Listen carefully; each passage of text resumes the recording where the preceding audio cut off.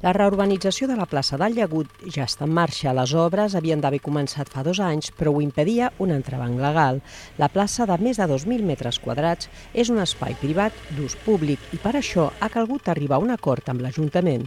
Tenim un conveni que vol dir que l'Ajuntament es fa càrrec d'aquest espai, que es fan les obres, i aquest conveni està fet amb la comunitat de propietaris del bloc dels pescadors. No hi ha un pàrquing o cap altre element per rendibilitzar la inversió.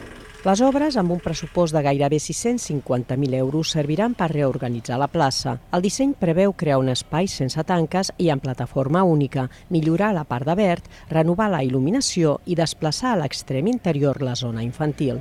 Nosaltres vam poder dir la nostra, també vam preguntar a un grup que hi ha de criança aquí a la Barceloneta que es diu Petit Mayans, també ho van posar en comú. No va ser decisiu, les coses que nosaltres hem dit, però sí que algunes coses, tipus l'aparcament de bicicletes, la font, sí que ens han escoltat.